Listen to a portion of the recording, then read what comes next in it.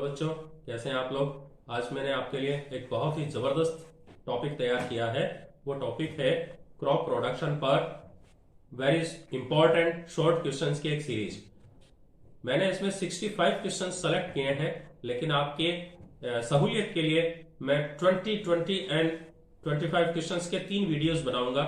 आप तीनों वीडियोस को जरूर देखें, पार्ट 1, पार्ट 2 और पार्ट 3। ये तीनों वीडियोस आपके लिए इतने हेल्पफुल होंगे कि इन क्वेश्चंस को करने के बाद में आपको ये चैप्टर क्रिस्टल क्लियर हो जाएगा, बिल्कुल आपकी पकड़ में हो जाएगा। ऐसी कोई चीज इस टॉपिक में नहीं रहेगी जो आपको नहीं आती होगी। तो हम पार्ट 1 में पहले सिर्फ 20 क्वेश्चंस लेते हैं।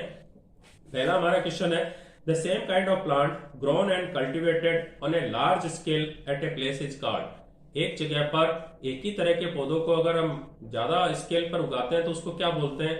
उसे हम क्रॉप बोलते हैं। Answer is crop. Second question, the first step before growing crop is. फसल उगाने में सबसे पहला स्टेप हम क्या लेते हैं? तो आपको पता होगा, प्रिपरेशन ऑफ सॉइल। इसको हम टिलिंग या प्लॉइंग भी बोलते हैं।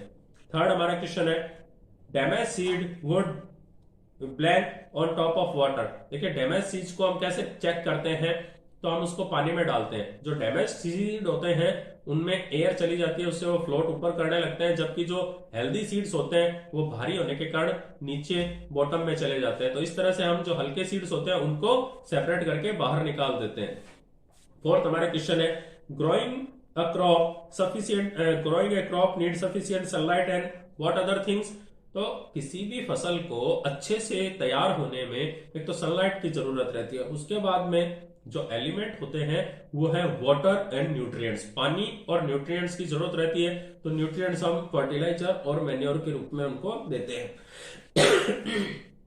अगला हमारा पांचवा क्वेश्चन है, एग्जाम्पल ऑफ खरीफ क्रॉप। देखिए, इसको भी अच्छे से याद कर लीजिए। Board exam, term exam, school exam में ज्यादा पूछते हैं।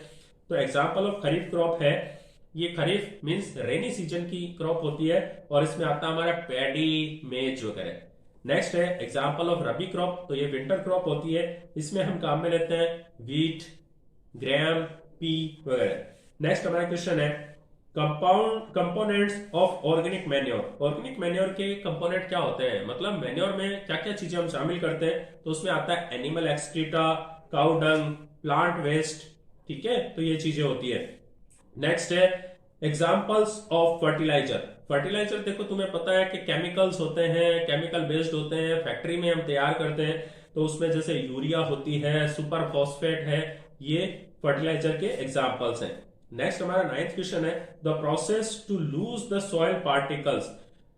सबसे पहला स्टेप के सॉइल पार्टिकल जो पिछली फसल में इरिगेशन और से बहुत कठोर हो गई थी, धरती जमीन कठोर हो जाती है, हार्ड हो जाती है, उसको लूज करने का काम हम करते हैं। तो उस प्रोसेस को हम बोलते हैं टिलिंग और प्लाउइंग। टिलिंग और प्लाउइंग, ठीक है।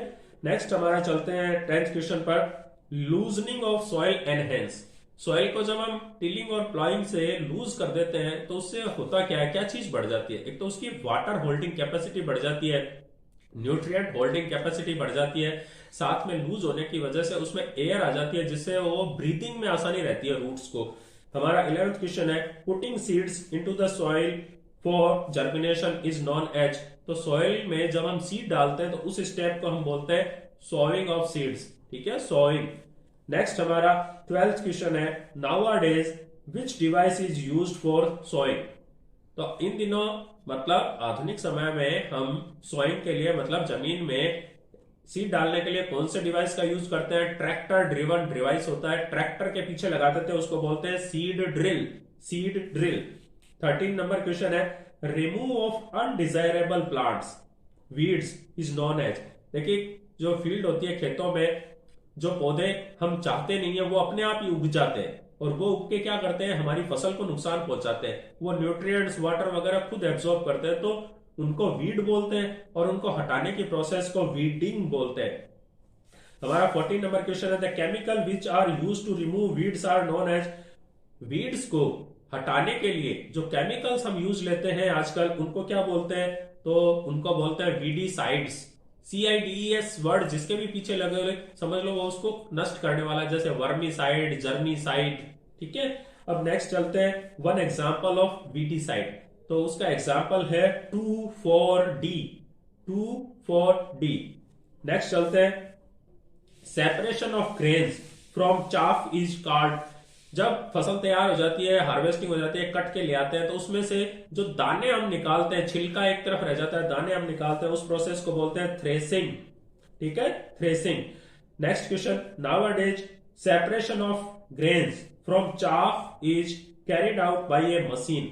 आजकल क्या होता है, सारा काम मशीनों से होने लग गया, तो वो जो सिट्टा होता है, जो भी चाफ होता है, उसमें से दाना निकालते हैं। मतलब थ्रेसिंग की प्रोसेस को जिस डिवाइस से, मशीन से हम करते हैं, तो उसको क्या बोलते हैं, उसको कंबाइन बोलते हैं, कंबाइन। ये भी ट्रैक्टर से अटैच्ड होता है। फिर which machine work as harvester as well as thresher. देखो ऐसी कौन सी मशीन है, हार्वेस्टिंग मतलब फसल को काटना, कट करना, और बाद में उसमें से छिलके अलग कर देना, दाने अलग कर देना, मतलब थ्रेसिंग। तो दोनों काम एक मशीन होती है जो दोनों काम कर देती है, उसको क्या बोलते हैं, कंबाइन। नाम से पता लग रहा है, कंबाइन। अब हम चलते हैं नेक्स्ट क्वेश्चन की तरफ। 19 number question, small land holding farmers, जो छोटे किसान होते हैं, do the separation of grain and chaff by the process. छोटे किसान क्या करते हैं, उनके पास ट्रैक्टर, कंबाइन जैसी सुविधा नहीं होती, तो वो क्या करते हैं कि छिलके और दाने अलग करने के लिए एक प्रोसेस करते हैं जिसका नाम है विनोइंग।